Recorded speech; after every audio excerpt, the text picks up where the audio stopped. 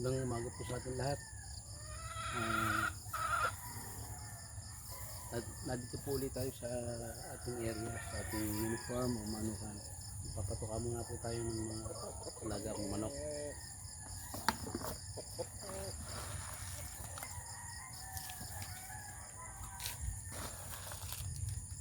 Yan, ito po sila. Ay, mga manok.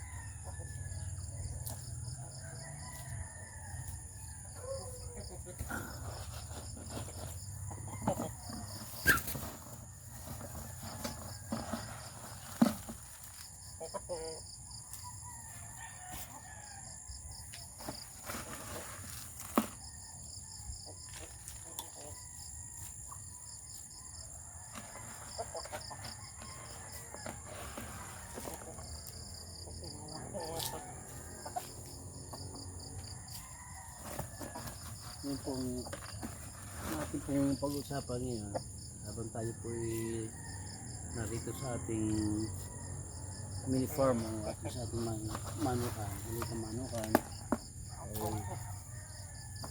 kasamahan po natin ang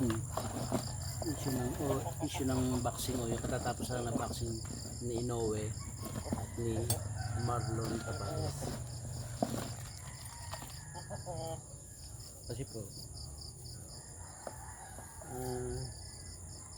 medyo mahilig din po talaga ako sa sports. Ating pong pag-usapan lang na konting oras habang tayo po ay naglilibot sa aking maliit na manukan.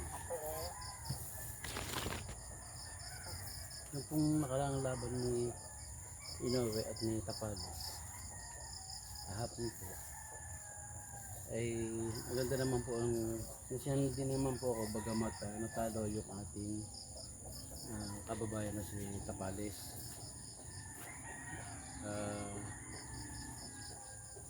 Sa aking sariling pananaw ay medyo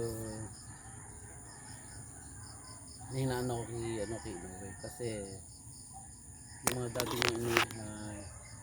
laban na napanood ko ay hindi kasing imposible paggabi o kahapon sapagkat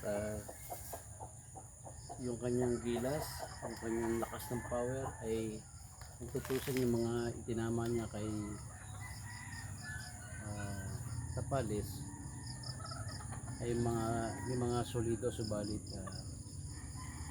hindi agad niya napabagsak si Tapares. Ito po sarili ko lang pananaw dahil hindi naman po tayo professional o sabihin natin na hindi tayo nasa kalagayan ng mga boksingero dahil sa alam po natin kung gaano kagaling din naman si Inoue. Pero si Inoue po ay talagang sa totoo lang po sa aking mga napapanood, maraming beses ko na po napanood si Inoue. Wala po siyang nakalaban na medyo sabihin natin di kalidad na boksingero. Ito po sa pananaw. Pero siyempre po mga champion po naging naging 2-time undisputed na po siya ngayon congratulations po kay Inoue. Pero sa dami po ng nakalaban niya at napanood po sa kanya, halos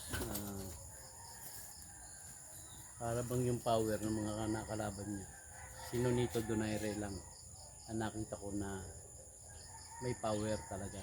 Kaya kita niyo na po talagang medyo talagang naramdaman ni Inoue ang power ni Nonito. Yung power po ni Nonito Donaire na isa sa makakapagpabagsak kay Inoue. Yan po, naging matalino na ngayon si Inoue sa mga nakakalaban niya. Kasi po simula nung napa-schedule siya kay John Riel Casimero, tapos biglang nabago yung makakalaban niya. Medyo doon po ako naging diskumpiyado kay Inoue.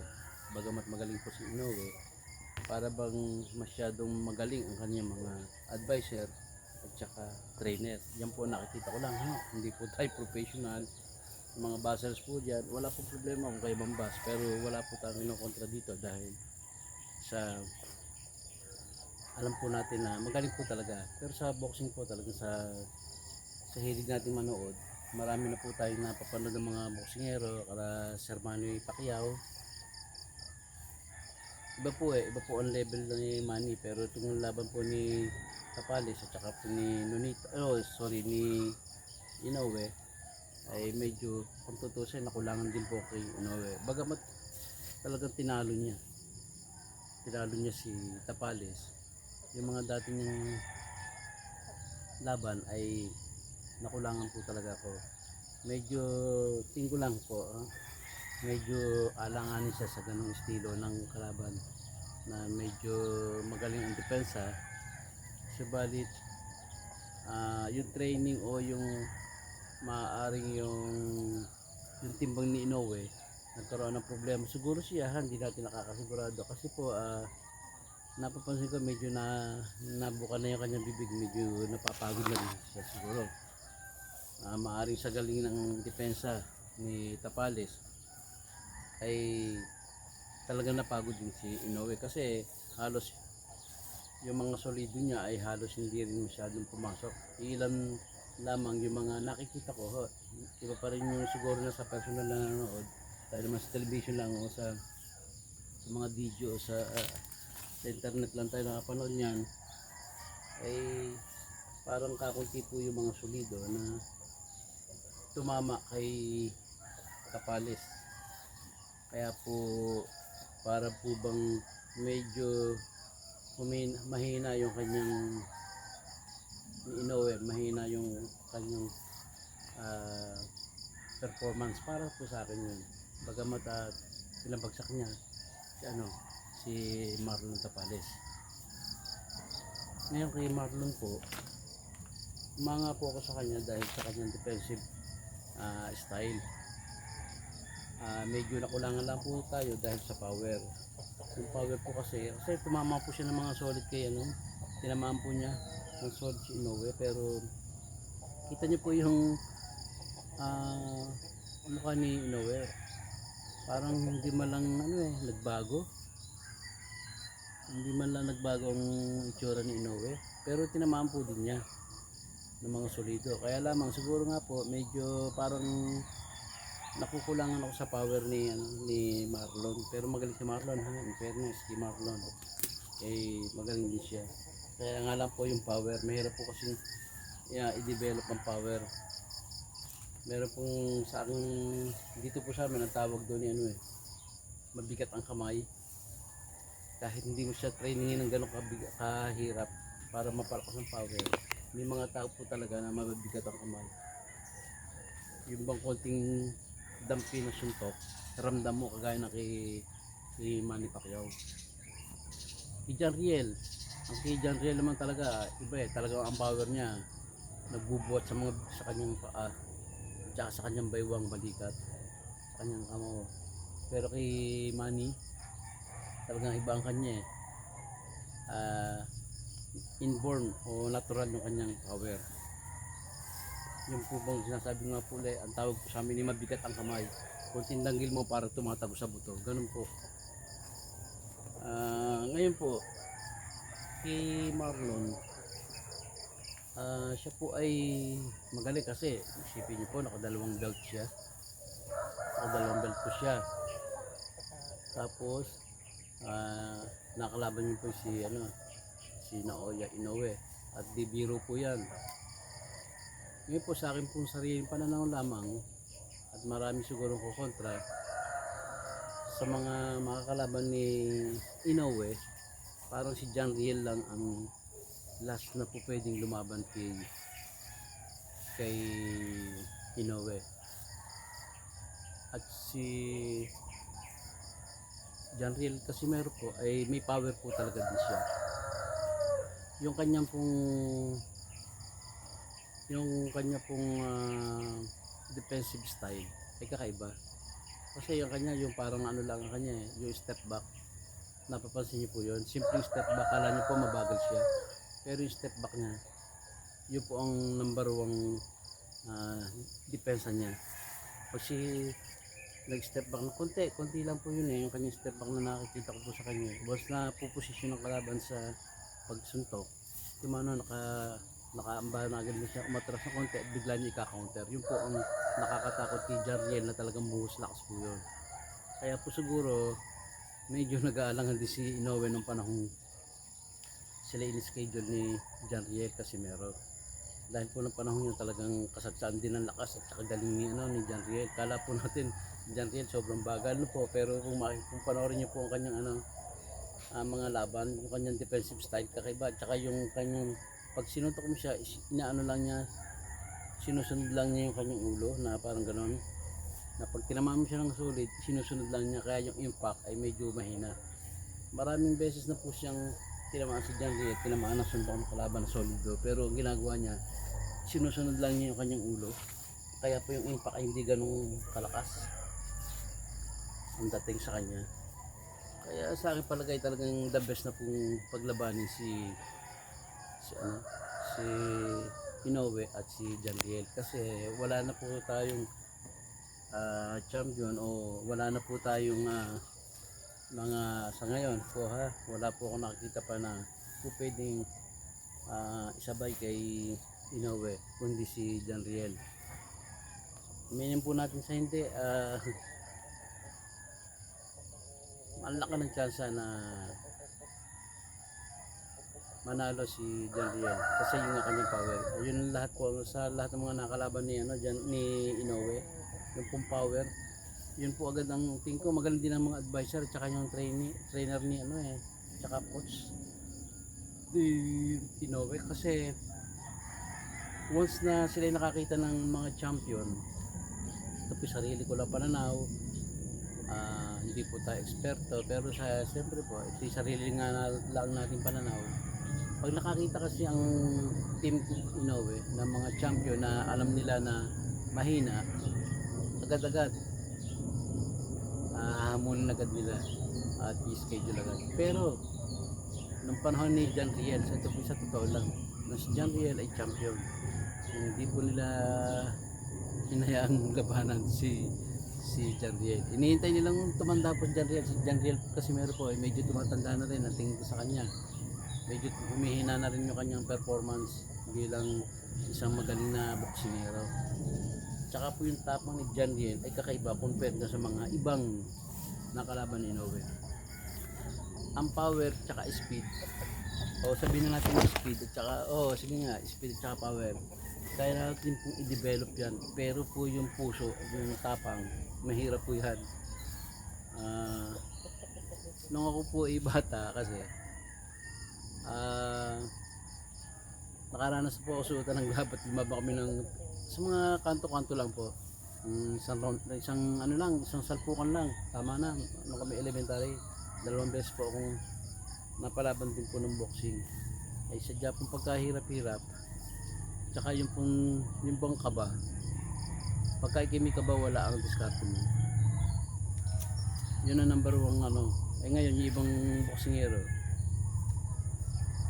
tumatapang na tumatapang dahil sila ay gumagaling na.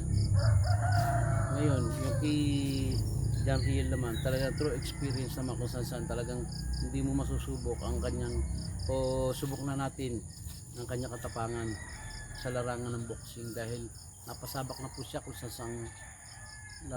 isang bansa.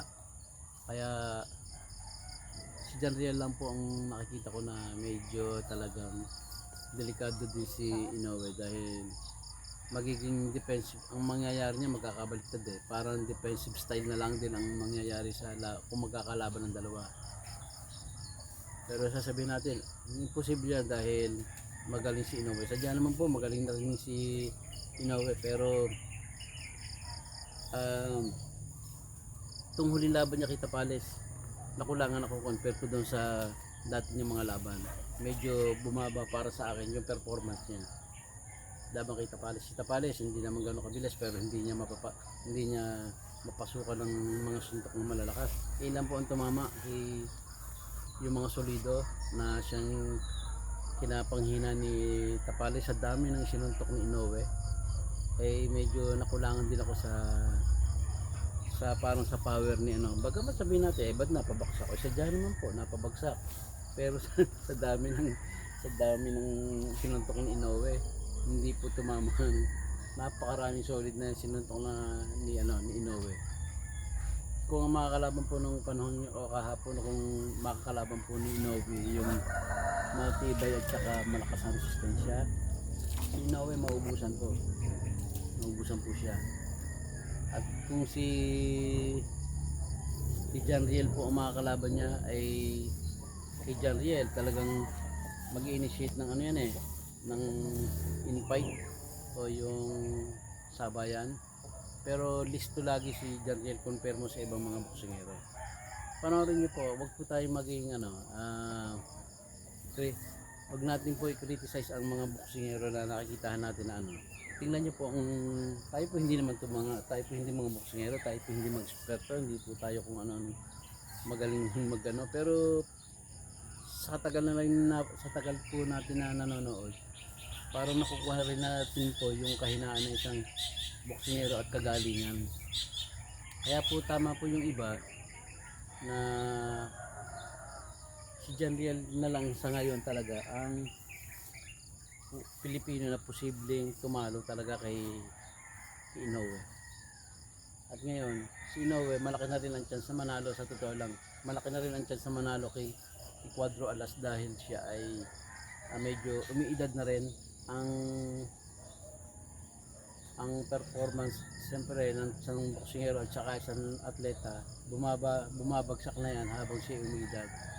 Kaya ang mangyayari niyan ay parang kay Manny Pacquiao at saka kay Floyd Mayweather, na inintay ni Mayweather na umidad si Pacquiao. Nung makita niya na medyo umiidad na siya at medyo kaya na niyang labanan, tsaka dun nilabanan ni Mayweather si Manny Pacquiao.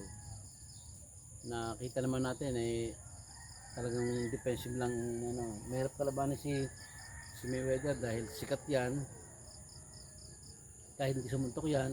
At para kung sila parang hindi magsusuntok at hindi magkakatamaan, panalo pa rin po si Mayweather. Kasi po nga sikat na sa Amerika, at sa Amerika pa po ginagamit. Kaya hindi po sa Japan, once na hindi mo na patulog si Inoue, huwag ka nang umasa na kayo mananalo by points. Kaya doon sa mga Pilipino, huwag po nating ibas yung mga bagay, karapatan nyo po yun kung yun na nakikita nyo Pero siyempre may kanya-kanya po tayong pananaw, wala po tayong magagawa diyan. Good luck na lang po sa atin pagka nagkalaban ng dalawa. Pero sa totoo lang, medyo bumaba na ang bumaba, para sa akin lang po to, medyo bumaba ang chance na maganda ang magiging performance ni John Riel sa panahon ngayon dahil siya ay medyo umiidad na. Hindi kagaya ng kanyang peak, bagamat siya ay nasa maganda pa rin kondisyon na tingin ko, pero medyo nabawasan na po yung kanyang galing. Yun po ang aking sariling pananaw, at yun lang po ang ating pong napag-uusapan. Magtataka po kayo, sabihin niyo bakit po ganito ang aking content. Alam niyo po, tayo po sabi ko nung kauna-una pa, kung sino po nakapanood ng mga video ko nung nauna pa, tayo po nagliliban lang dito sa ating sa ating uniform. Ngayon po kung saan makakarating ating mga topic, kakaiba po ito kumpara doon sa mga vlogger na hindi po naman talaga tayo para sabihin natin magkaroon ng sariling content. Bagkus tayo lang po naglilibang. Kaya wag po nating bibigyan ng masamang impresibo o opinion ang ating ginagawa. Tayo po naglilibang at hindi po para tayo kung ano lang ating ginagawa. Sa susunod pong muli, hindi po ako nakapag-vlog ng Christmas kasi before Christmas sobra po sama ng pakiramdam ko sa ulo, yung migraine ko kasi matake na naman kung kailan may okasyon. Sa sana maganda sana nung Christmas ang magiging mensahe natin. Pero malay po natin baka sakaling bukas ay magkaroon po tayo ng konting sasabihin regarding Christmas po ang ating mga pagbati. Yan po lamang at magandang umaga po sa inyong lahat. Thank you po.